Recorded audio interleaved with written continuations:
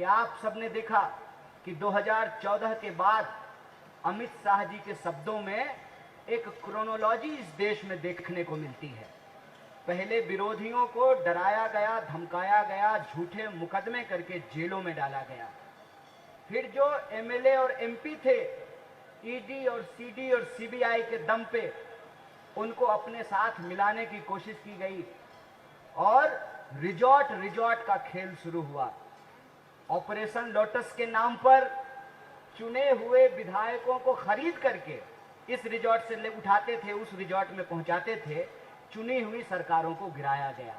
मतलब पहले अमित शाह इस देश के एमएलए चुराते थे, फिर उनको लगा कि जब चुनाव आयोग हमारा ही है, ईडी अब हमारे कब्जे में है, सीबीआई हमारा तोता बन चुका है, तो स्वाभाविक रूप से उनको लगा कि करोड़ों रुपया एमएलए के ऊपर खर्च करने की जरूरत नहीं है। एमएलए चुराना छोड़ करके, एमएलए को रिजॉर्ट घुमाना छोड़ करके वोट चोरी का कार्यक्रम बनाया गया।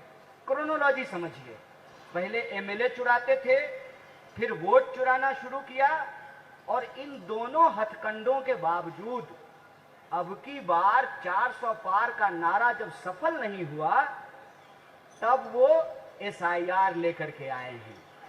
और एसआईआर का जब बिहार की धरती पे पुरजोर विरोध होना शुरू हुआ और लोगों ने कहा कि जो चुनाव आयोग कागज मांग रही है, पहले वो अपना कागज दिखाए, वोटर लिस्ट दे देश की जनता को और बताए कि वोटर लिस्ट में गड़बड़ी क्यों है, क्यों एक लोग का नाम 4 जगह पे है, क्यों जिंदा लोगों का नाम काट दिया गया है, क्यों जो है मरे हुए लोगों का नाम जोड़ दिया गया है, क्यों आधार कार्ड नहीं स्वीकार किया जा रहा है और आवासीय मांगा जा रहा है।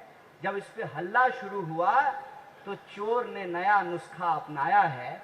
कल पार्लियामेंट में नया बिल आया है और बिल का नाम है कॉन्स्टिट्यूशनल अमेंडमेंट बिल, और इसमें ये कह रहे हैं कि किसी सीएम पे अगर मुकदमा हो गया तो 30 दिन के भीतर उसको पद से हटा देंगे।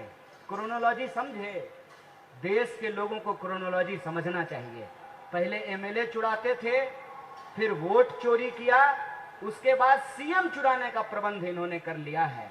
मतलब एन केन प्रकारेण यह इस देश में लोकतंत्र में आम लोगों के पास जो जनता के पास चुनने का अधिकार है उसको ये छीन लेना चाहते हैं। लोकतंत्र को ये लाठी तंत्र बना देना चाहते हैं। और यहाँ जो एक जरूरी बात है जिसपे हर नागरिक को, मैं कहता हूं कि भाजपा के समर्थकों और कार्यकर्ताओं को भी सोचने की जरूरत है कि जब सरकार ही चोरी से बनेगी तो वो जनता का काम ईमानदारी से नहीं करेगी।